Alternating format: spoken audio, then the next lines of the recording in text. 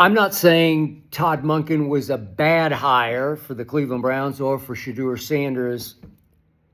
I'm just saying that for me, he's a disappointing hire because I'd gotten my heart set on a young coach you may not have heard of until very lately, Nate Scheelhaase, an offensive assistant with the Los Angeles Rams. The Cleveland Browns, led by Jimmy Haslam, the owner, and all their front office staff, flew out here to where I am in Los Angeles on Monday and spent 7 hours interviewing for a second time Nate Scheelhaase. And I thought, man, he is positioned to be the next head coach of the Cleveland Browns and to grow together with Shedeur Sanders into a bright future for the Cleveland Browns. Nate Scheelhaase is only 35 years of age, but Nate Scheelhaase is the only young black offensive coach I know in the head coaching pipeline in the National Football League. It's the only one I know, which horrifies me. Nate Scheelhaase played quarterback for Illinois. He was a 4-year starter at Illinois as a dual threat quarterback. Didn't have NFL skills, so immediately went into coaching.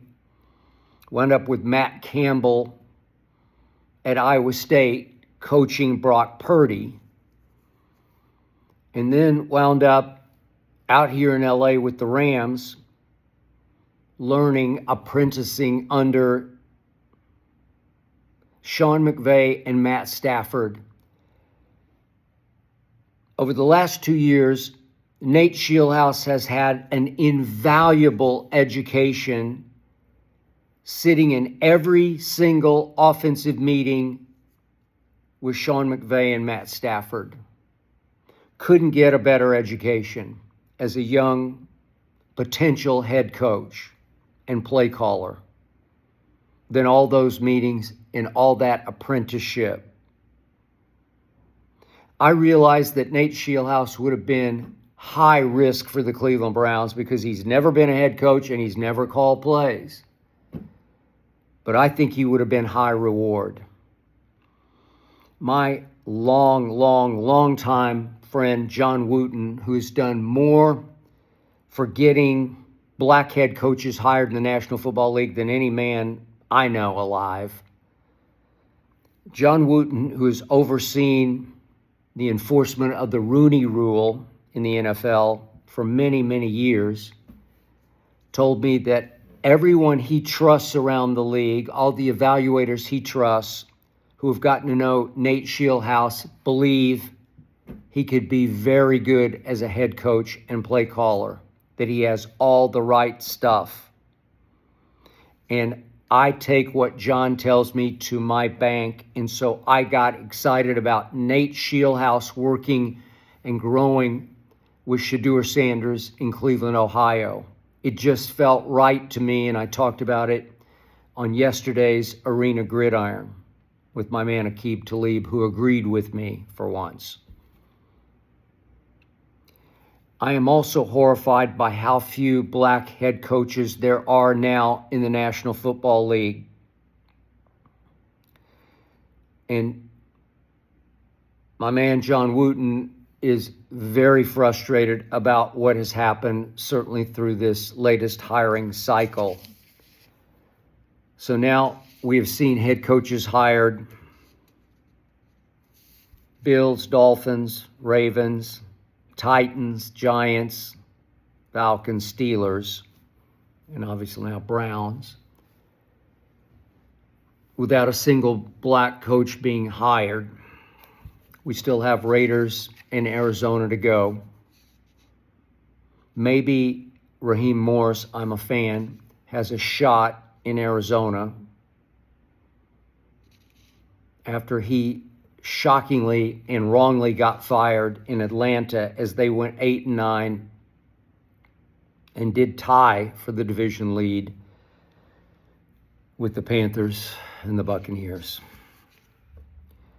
Raheem has a shot in Arizona, but barring that, we have one black head coach still thriving in the National Football League, and that's obviously DeMeco Ryans, whose Texans did lose at New England, only because their quarterback unraveled, shockingly to me. I'm a C.J. Stroud believer.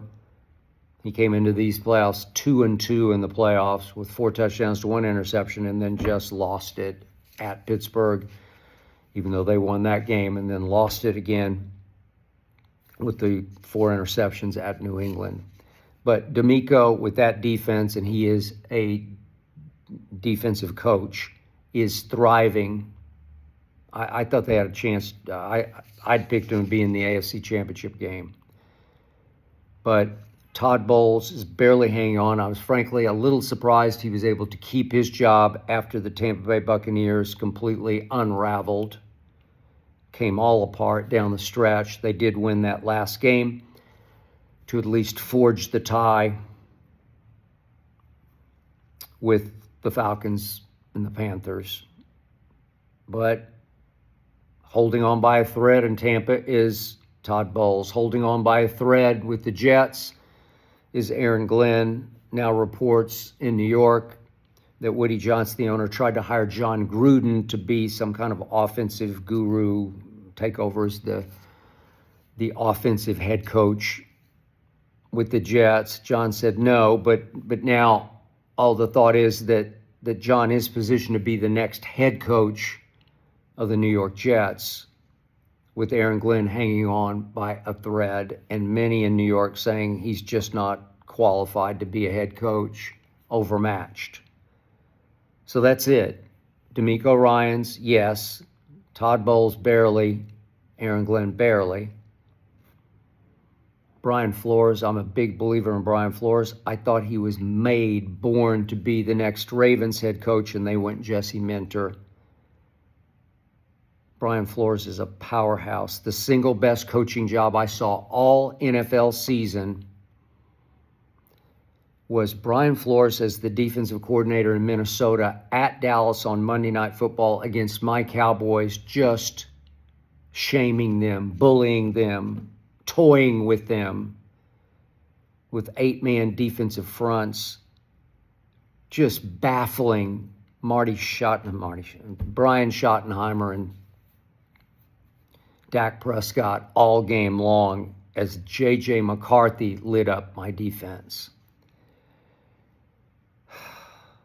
Brian Flores is a big threat to the NFL. He sued the NFL, obviously, for discrimination, stood up for himself.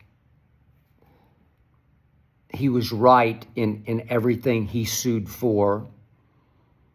And I just wanted to see him get another shot as a head coach because I think he would have been sensational, like championship sensational with those Ravens. Perfect, depending on who he would hire as his offensive coordinator. And I pushed for Cliff Kingsbury there. That pairing would have been great for Lamar and for the Ravens. Didn't happen. He's a threat. He's a powerhouse. He's his own man. The NFL said no to Brian Flores. The Vikings obviously said yes, yes, yes, and gave him a new extension as their defensive coordinator unless he got a head coaching job. But he's fine. He just would have been much better, and this league would have been much better off with him as a head coach. Anthony Weaver got some play. Anthony Lynn got some play, but no, it's not going to happen. It doesn't appear. Speaking of my Cowboys, the other young black assistant coach who has head coaching potential is Christian Parker, who was hired by my Cowboys away from Philadelphia. He'd worked under Fangio, had worked in Denver, as just a DB coach, and now he's gone from DB coach to my new defensive coordinator. And from all I know about him, he's 34. Obviously, he hasn't called defensive signals before, not been a head coach before. So he's right there with Nate Scheelhaase. I love his educational run through the NFL so far under Vance Joseph and Vic Fangio. Love that. I don't know all that much about him. Maybe he's positioned to be, at some point, Jerry Jones' first ever black head coach. Maybe he's positioned in the pipeline correctly. I just don't know what to make of him. I wanted Raheem Morris to be my new defensive coordinator, but he still had a shot as a head coach, and he's so well liked by so many other head coaches, starting with Kyle Shanahan in San Francisco, that he's probably positioned to be a defensive coordinator if he doesn't get the Arizona job with San Francisco or Green Bay. He's going to be a hot commodity, too hot, unfortunately, for my Dallas Cowboys, who obviously finished dead last in points allowed for the first time in franchise history. But Christian Parker is I don't know. I mean, there's some risk, maybe some reward. But he's the only young black assistant coach, young, so sub 40, now positioned in the pipeline to make a name for himself, trying to revitalize, revamp, restart, reboot the Dallas defense. And if he has any success there, maybe I'm not sold on Shoddy yet. I don't know. How do you have Dak Prescott the whole year, healthy all year, and go 7-9-1? Obviously, it starts with defense, but there are many nights against Brian Flores' defense on Monday Night Football, against the Arizona defense on Monday Night Football, when our offense was embarrassing against Arizona on Monday Night Football. We scored 10 points. That's all the defense scored, a touchdown on a block kick. God rest Marshawn Nealon's soul. He recovered it and then took his own life thereafter. But Christian Parker is there. Nate Scheelhaase will remain where he was in Los Angeles. Udinsky will remain as a white young coach at age 30, where he was in Jacksonville. He would have been a hot candidate for Cleveland and withdrew his name. Mike McDaniel was a real possibility in Cleveland and withdrew his name and preferred to be a coordinator for Jim Harbaugh with the Chargers than being the head coach of the Cleveland Browns. What? Obviously, they also interviewed Jesse Minter, and he withdrew because he knew he had a real shot to get the Ravens job. Not a bad hire, just not Brian Flores. So the Cleveland Browns are a mess. The quarterback situation from the outside in is a mess. But I'll say it again. I believe in Shadur Sanders. I saw enough from Shadur to bolster my belief, to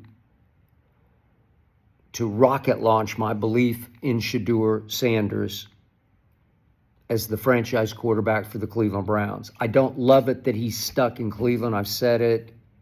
It's just such a mess. Jimmy Haslam, this Jerry Jones wannabe, is a hands-on meddler.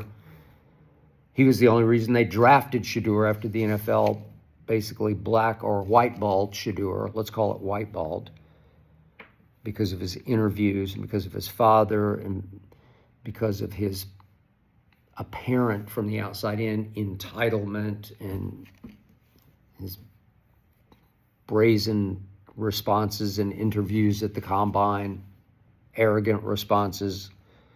All I know is he can play quarterback, and he was born to play quarterback, and he's got a lot of his father's intangibles in him. Bigger the moment, the better he is. He made some sensational throws for the Cleveland Browns. This year, he made some late clutch throws to beat Aaron Rodgers and Joe Burrow with no help on offense, no offensive line, an offensive line ranked dead last by Pro Football Focus for much of the year, a receivers group, receiving core, ranked dead last for much of the year by Pro Football Focus. That's what Shedeur was working with. Not to mention just a dysfunctional organization. They tried Dylan Gabriel and Kevin Stefanski at the helm, who was not a fan of Shedeur's, and they hung in with Dylan Gabriel as long as they could until the public outcry got to the point that Jimmy Haslam stepped in and said, Kevin Stefanski, you will play Shedeur Sanders. And he did win some games. What did they go, 3-4 in his 7 starts? He won some games. He showed you all that he needed to show you as he said, what this franchise has been looking for a long, long time at quarterback. He's it. Now, did Nate Shieldhouse believe that Shedeur was it? I don't know, but I'm guessing yes. And he would have been great for and with Shedeur. Does Todd Monken believe in Shedeur Sanders as the future? I have no idea. And I'm not saying this would be a disaster for Shedeur, but Todd Monken obviously is an older white coach. He'll be 60 on February 5th. Would you believe this is his 14th different coaching job? He's had 14 stops in coaching, college and pro football. This is number 14. He's been around and around and around. So what do I like about Todd Monken? Never been an NFL head coach, but he was the head coach at Southern Mississippi for 4 years, and they did. It wasn't great, but they did have that 9-5 season, bowl season. So I give you that on experience. And he did serve 1 year as Cleveland's offensive coordinator back in 2019 under Freddie Kitchens. My guy Baker Mayfield was the quarterback, and Baker was way up and way down that year. He wound up with 22 touchdowns to 21 interceptions, had some monster games, passing games, but struggled all year to connect, literally and figuratively, with Odell Beckham Jr., a guy that he had vacationed with, a guy that he loved to a fault, Baker. Forced the ball again and again to an Odell who just stayed hurt, and he was on the downside of his career. He had lost a step, and Baker kept forcing and forcing to him, and it became a disaster under Todd Monken as the coordinator. I don't know. There was some good and there was some bad. I can't condemn Todd Monken for that, because then he goes on to Georgia, and he's the coordinator for 2 national championship teams. So, boy, I give you that. I give you that. And then he goes to Baltimore, the Ravens, and Lamar, in the first year under Todd Monken, won his 2nd MVP and was sensational. And then the next year with Baltimore, which would be the 2nd year for Todd Monken with Lamar, Lamar was sensational. I can make a case he was even better than he was in his 2nd MVP season. Josh Allen won the MVP, but it was close, and the numbers Lamar put up were obviously MVP caliber numbers. So he had 2 great years under Todd Monken, so I give you that. But this past year, they fell completely apart. Lamar fell apart with John Harbaugh, which is why John Harbaugh got fired. And Lamar fell apart with Todd Monken. So I'm concerned. I don't know exactly what to do with that. And obviously, at the end of the first year, Todd Monken did take heavy criticism in that home AFC Championship game for letting Lamar throw too much. I don't know, is that They were such a strong, potent running team, and he put the ball in Lamar's hands in that game against Mahomes. Mahomes had a sensational first half, but not so much in the second half. But they're up, so I forget, was it 17-0 at halftime? Because the final score was 17-10. Lamar started to heat up in the second half and made some plays, and obviously Zay Flowers fumbled at the goal line. Could have changed the narrative off that game. But now we got Shadur Sanders meets Todd Monken. I just don't know what Todd Monken will think of Shedeur. I don't know what he'll think of going forward with Deshaun Watson. Will be back off his Achilles injury. Still there, still under contract. Will he want to go tried and true and try to revitalize the career of Deshaun Watson? I don't know.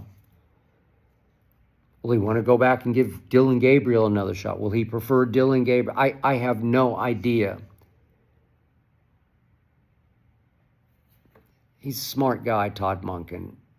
Been around, and obviously had success with a black quarterback who runs far more than Shedeur would run in Lamar Jackson. I just love the idea of Nate Scheelhaase, and I'm very, very concerned for the state of the black head coach in the National Football League. Obviously, Mike Tomlin stepped away, will take a year away. I don't know if he'll do television for a year. And I'm going to assume, but I don't know this for sure, that at age 53, Mike Tomlin will be the hottest name on the market as we go through another hiring cycle after next NFL season. I'm going to assume that Mike Tomlin is not done coaching in the National Football League. So that will be a good thing for the state of black head coaches in the National Football League. But right now, it's pretty bleak. And right now, Nate Scheelhaase is still just apprenticing under Sean, and I'm going to assume Matt Stafford's going to give it another go. You're coming off an MVP season. I don't know that he would quit on that, because it didn't seem that he had, unless he's just too beat up or just had enough. I don't know. But Nate at 35 is still in a great place, and I hope at some point he at least gets an offensive coordinator job to go one more rung up the ladder to prove himself as a play caller. But it just left me a little flat when I saw the breaking news that Todd Monken is now the Cleveland Browns head coach. It's not a bad move. I'll give it a B, but it's a disappointing move for me because I just had a dream, a football dream of Nate Scheelhaase and Shedeur Sanders going places together.